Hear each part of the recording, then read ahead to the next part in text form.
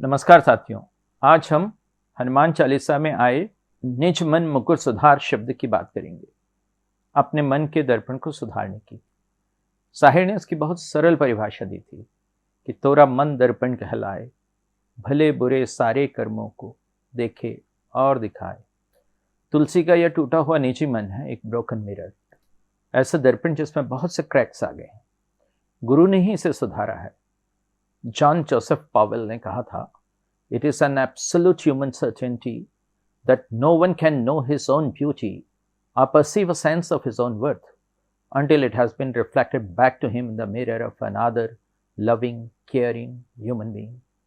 तुलसीदास को भी एक ऐसा लविंग केयरिंग गुरु मिला जिसने तुलसीदास के भीतर के सौंदर्य और उनके होने के अभिप्राय को अपने मन दर्पण में प्रतिबिंबित होते देखा।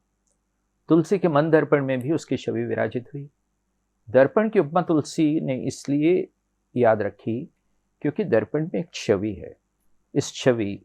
इस इमेज ने ही तुलसी की कल्पना शक्ति का विकास किया। इमेज ने इमेजिनेशन का विकास किया।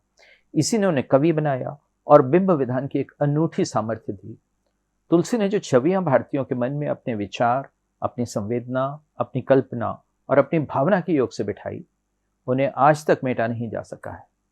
मर गए मारने वाले। तुलसी का दौर वह दौर था जब सरकार एक खपत के तौर पर इमेजेस को, प्रतिमाओं को तोड़ रही थी। तब तुलसी के श्री गुरु ने उनके भीतर वह सामर्थ्य बख्शी कि उन्होंने उन छवियों को, उन इमेजेस को भारतीय मन में हमेशा हमेशा के लिए जीवंत कर दिया। ये मूर्ति विधान ऐसा था कि जिसमें कुछ मूल्यों की व्यंजकता, भास्वरता और संप्रेषणीयता एकदम बढ़ जानी थी। इन छवियों को प्रतिबिंबित कर तुलसी ने इनके प्रति एक तरह का इंद्रिय आवेग भारतीयों के मन में भर दिया। इसे कौन सी तलवार काट सकती थी?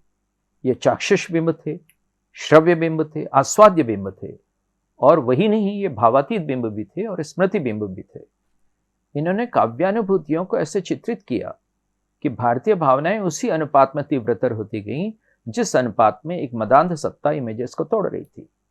तब अपने सुधरे हुए मन दर्पण में गुरु कृपा से छलकती हुई छवियों की पुनः सृष्टि तुलसी को कर दिखानी थी। उनके प्रमाता को, उनके पाठक को इन छवियों का साक्षात्कार जिस भावोद्रेक पर पहुंचना था, वो तो अब एक इतिहास बन गया है। तुलसी के मन मुकुर ने जिन मूल्यों को अपने बिंबों के जरिए गोचर बनाया, जिस तरह से अदृश्य के दर्शन कराए, उनकी कविता की जो भाव प्रकाशिका शक्ति है और उसके जो संवेदनात्मक संकेत हैं, वे अब भारतीय हृदय की स्थायी थाती हैं। जब भी इन छवियों को कोई बिगाड़ने की आधुनिक समय में भी कोशिश करता है, इन चित्रों के, इन प्रतिबिंबों के हमारी चेतना में जो संचित संस्कार हैं वे सक्रिय हो जाते हैं। उधर मंदिर टूट रहे थे, इधर मन मंदिर में मूर्तियां प्रतिष्ठित होती जाती थी।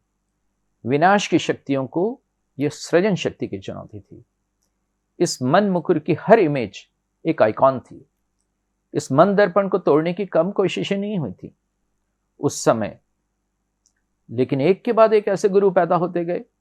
गोरखनाथ, सरहपा से लेकर रामानुज, रामानंद तक, बल्कि उसके आगे भी। तुलसी के दीक्षा गुरु नरहरिदास थे तो शिक्षा गुरु शेष सनातन।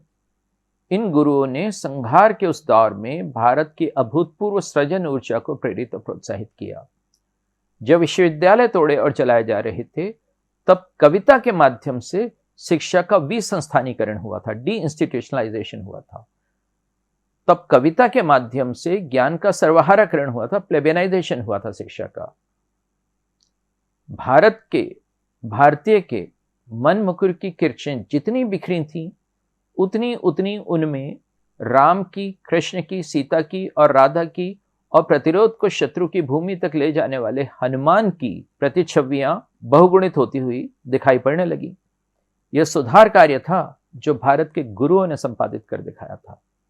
निज मन मुकुर सुधार के अर्थ में ही यह रिफॉर्म मूवमेंट समझा जा सकता है।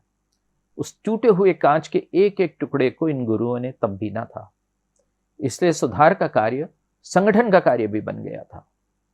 आज उस मालवी का एक शेर है, महवे हैरत हूं खराशे दस्त गम को देखकर, जख्म चेहरे पर हैं या है आईना टूटा हुआ।